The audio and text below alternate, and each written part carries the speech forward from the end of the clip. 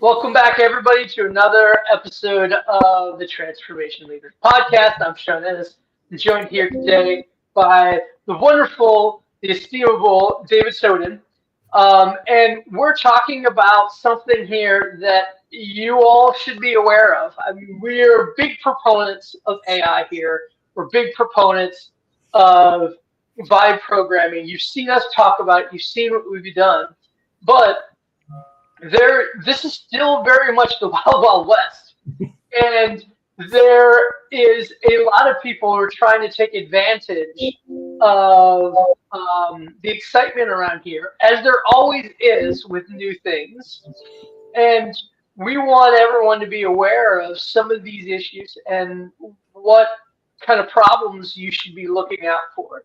Now, whether it be the PC days when PCs were all the thing and people invented computer viruses to take advantage of people who use PCs but don't understand PCs, to the days of email of wonderful Nigerian princesses that all they need is your money, to robocalling that asks you to give money. With technology, there's always the nefarious out there who are going to use technology to bilk people who are using technology they don't understand.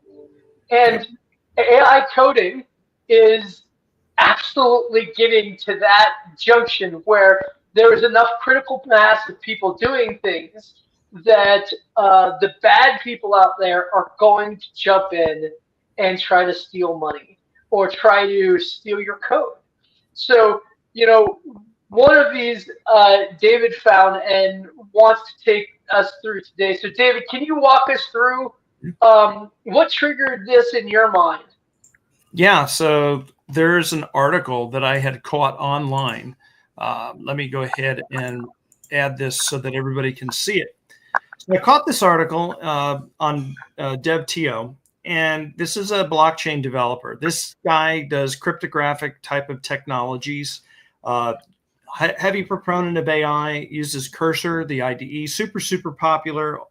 Don't want to get into the issue with how they've upset the community with their pricing model lately, but it is what it is. But there's this large issue that I want to illustrate. So if you're a vibe, let me take one step back. So there's two definitions of AI coding. There's the person that's ignorant, that doesn't really know much of, if anything, about code, but can talk in natural language, either talked or type, to an AI and have it build whatever it's going to build. It writes the code for you, right? That type of ignorant development, meaning you don't know how to write code, is called vibe coding. It's getting phased out. We're hearing less and less of it, but nonetheless, the use case still applies. You're using AI to write something that you're not a developer, maybe not 100% familiar with. That makes this issue all the more important for you if you fall into that camp. But this really takes the cake, right? This is a cryptographic developer. This guy, I should say, should know better. But the issue is that, when you're this intelligent and this geeked out on being able to write this crazy level of code, but you're so far down in the weeds doing whatever, you don't think at the very high level surface area. And so my point in this is that if this really seasoned developer fell into this unfortunate trap and lost the $500,000 in crypto, what does that say for the average Joe or the average person? So we've got extremes where somebody's completely ignorant, and on the other side, a super seasoned developer that really knows their stuff in coding. And here's the key or the core kind of takeaway for this. I'm not going to necessarily bleed this all long, but there is this issue where people are ignorant. I'm going to bring up Visual Studio Code for a second. Let me bring this up and bring this back so that everybody has some context as to what actually I want to show you. All right. So hopefully you're assaulted by all of this geeky, somewhat plain English, but yet odd looking code. But this isn't the point here. The point here is there's this little button over here on the left side. I don't know if you can see my mouse. I'll move it around so you can all see it. But this is the extensions area. And this is where you install all sorts of extensions. And if you're not familiar, extensions essentially allow you to do things otherwise that naturally you'd have to do by hand. They create tools and shortcut, or they wire integration things together. Like, for example, I have Docker.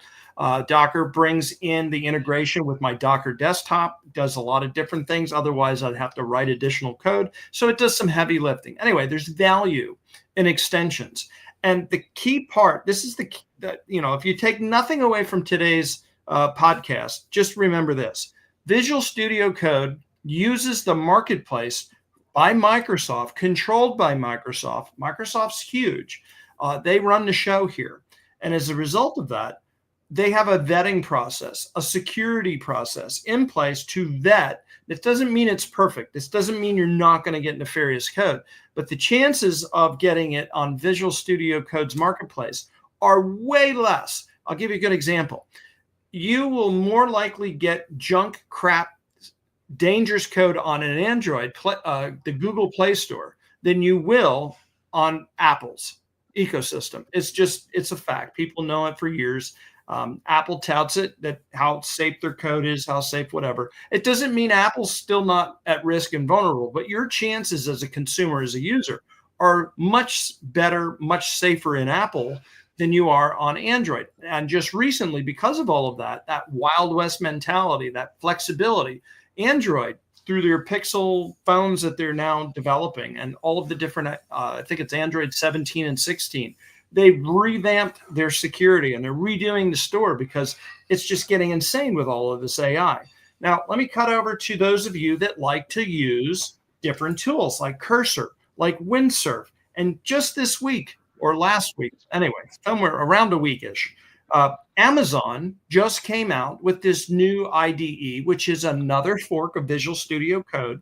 If you're not familiar with forking is, we take source code, we take a copy of it, we alter it, and we turn it into something that looks like it's ours. And so everybody's doing this. They're taking Visual Studio Code, which is open source. They're creating a copy or forking it. They're creating these new IDEs. And as a result of that, that little extension store, they cannot clone and replicate the store. Microsoft won't let them do it. So what's the answer to that? Well, there's this tool or this library called OpenVSX Registry, and almost everybody is using this tool. It's run by the Eclipse organization.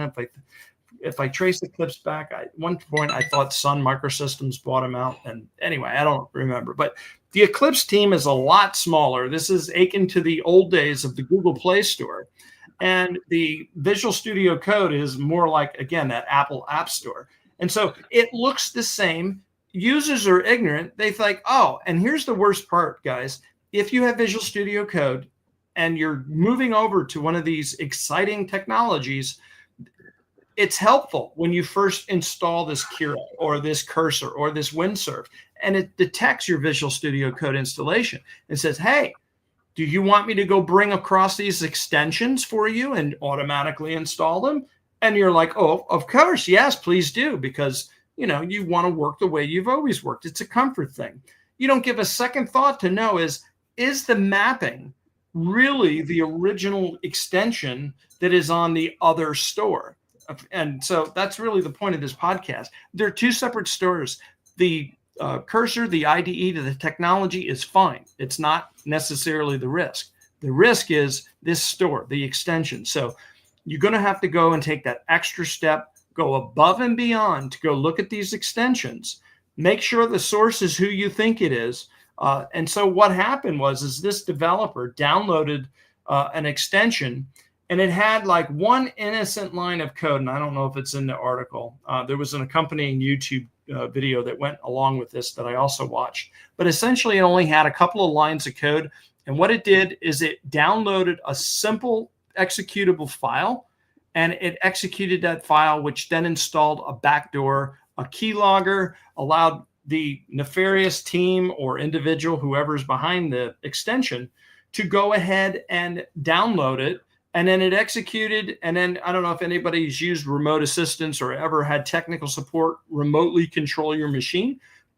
There's that. But then there's also the other side of it, to where the engineer can also execute commands on your machine, log your keystrokes. So your online banking. It's not just crypto. Once they're in your machine, anything you have on your machine, if you keep electronic copies of your tax reports, because maybe you use TurboTax and download the PDF, and that's sitting on the file. Now they got your Social Security. It's just bad, guys. I can't even describe the bad things that are going to happen, right? So if you're going to do development, unless you're going to do it in an isolated machine where you know you've got no PII information on that machine at all, maybe that's the safest part of doing all of this, especially in today's day and age. There's a lot of these nuclear codes too. I'll just make a quick call out. And I had mentioned this, and Sean was on the podcast, and I think I mentioned it maybe on 2 separate podcasts. But when you're using AI, and you're typing into this little box, it's probably hard to see. I'm now down here in the lower left or lower right corner, and I'm typing in whatever this is. When I have it, or when I ask it to say, for example, do pip install, if I'm writing Python, this is a package manager, and I'm saying, I need you to install these requirements. So it's downloading all these different libraries to make my code work, because I'm using import, whatever the name of the library is, and I'm writing that code. And so it will ask me, hey, do you want to run this command? And I would say, of course, yes. Well, there's a setting you can disable to allow it to auto run that code. So I think you see where this is going, that this is insult to injury, because now we're letting AI just execute anything that it wants to do. And with the advent of this thing called MCP, Model Context Protocol, it's basically the new way of using APIs, or a new interface in front of APIs. And it can do everything and anything through these APIs. So we have all this stuff is changing so fast. It's like drinking from the fire hose. And if you go too far, too deep, and give it too much creative latitude, like I said, unless you have a specific development machine dedicated to just doing development with no PII information on it, worst case scenario, they get your code or the intellectual property that you're writing or creating. But by and large, most of us don't do dedicated machines. We're usually using it on our work computer, and companies don't have the resources to give people 2 machines, one for their email and regular, daily work, plus a development machine dedicated to that. And people typically don't use or develop in VMs or virtual machines within whatever. So the key takeaway is on all of this, if you're using these other IDEs, not Visual Studio Code, you need to be extremely careful. If you're using MCP servers and clients and/or writing them, you need to make sure you trust the source. If you're using these AI tools like Copilot or Claude Code or whatever, and you disable the feature that says, don't ask me any form for permission to execute commands on my behalf, if you go down this rabbit hole, you can get yourself into a massive amount of trouble here. So that is the bottom line takeaway for that one. And then I will bring up this deck back here. And so this is really the key takeaway right there, that this isn't a disguise. They look like the same thing, just a very slight difference. So hopefully there's been a little bit of education, and people are at least now aware that, hey, if I'm not using Visual Studio Code, that extension store is not one and the same thing. Sean, you got anything to add about some use cases or different stories that you've heard lately? I mean, you're talking to, out of the 2 of us, I'm the crypto guy, right? So there are several levels of failure for this person. Number 1 is virtualization is technology that's been around for a very, very long time. So having a virtual desktop and working in a virtual desktop makes sense. Yep. Number 2, I would say if you have crypto holdings, either A, you need to absolutely have a hardware wallet, which would have solved this problem, or if you don't want the worry of a hardware wallet, you should absolutely go through and hand these keys to a custodial company.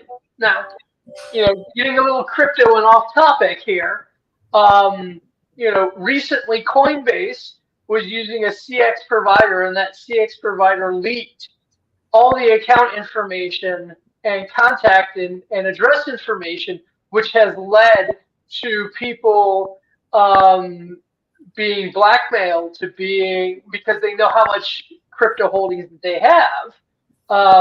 And certainly that is a huge issue with having a custodial wallet provider, is you're giving not only access to your crypto to a third party, but the information of what you own. You lose or risk to lose some of your anonymity, which is why people do a lot of crypto. So, it comes down to, we've all been here and done this. I don't know anybody my age or older who has not experienced a computer virus. I don't know anybody my age or older who hasn't gotten a scam email or scam phone call. If you're over the age of 18, you should understand that the world is full of people trying to steal things from you, and that nobody is going to come to your assistance on this. So for the Vibe programmers out here, you should be aware that what you have in your browser, if you're using your personal browser for Vibe programming, you are opening yourself up in many ways, just like anything else. And Eclipse, which came from IBM and was pushed to an open source foundation, I'm sure it does the best to try to police these things. We work for a company that does a lot of trust and safety work to prevent these type of things. And our record, I am proud to say, is extremely good in that regard. But it's not going to be 100%. It'll never be 100%, because these people only have to be right once to be able to steal, as you saw, $500,000. And a lot of these are government-sponsored entities who, like North Korea, is well known for doing these things of trying to steal crypto because it is hard currency to them. So it is buyer beware on a lot of this stuff.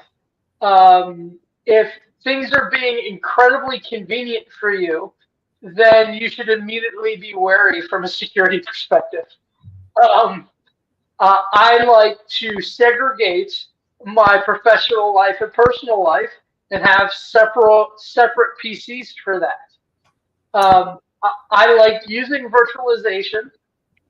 I have a Proxmox server in my home lab that I can pull up and run a Windows desktop on for those purposes. And I implore everybody to use common sense in a lot of this stuff. These tools are only going to get more and more powerful and more automated. So therefore, connecting the dots isn't just of should you, could you. You need to ask, should you? Yep, this and is I true. kind of hold it there for everybody to understand that, again, the more automated, the more powerful it becomes, the more security conscious you should be. Yeah, and so to your point, Sean, I mean, if you guys, and I am not promoting this at all, but instead of using these exchanges and keeping your money out there, another thing, if you haven't already done so, I use, personally, this device right here. It's an electronic wallet that I keep everything out of the exchange. I only use the exchange to make the purchases and transfer it here.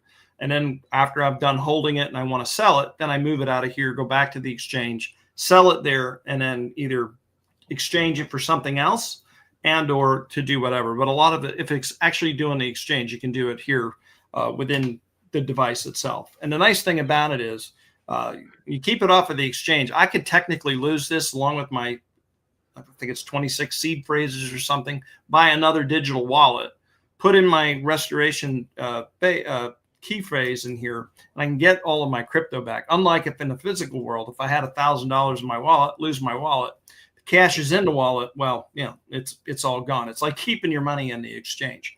So there's all these different security things that are running out. And it's really unfortunate that this person lost the amount of money that they lost, and just out of sheer ignorance, unfortunately, went up and lost all of that money just because maybe they didn't understand about how the extension store, I guess for lack of a better term, or the marketplace just didn't resonate well with them at the time. I had another issue here that I wanted to bring up. I had it in the slide. I'm trying to find it real quick.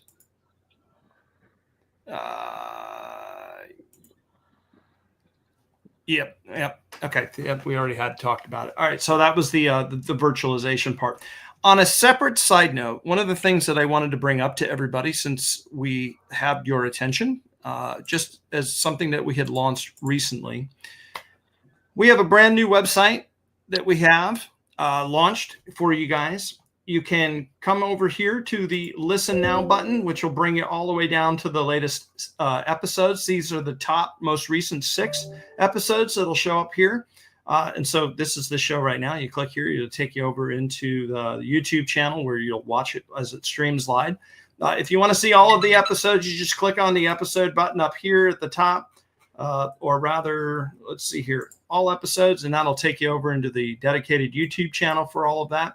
And so you can watch all the stuff there. If you need to get a hold of Sean and I, we always say on every podcast, hey, check us out on LinkedIn. Well, if you go to the Transformation Leaders podcast and you click on any one of these buttons, it'll take you straight into our profiles. You can check us out. You can try to connect with us, message us there.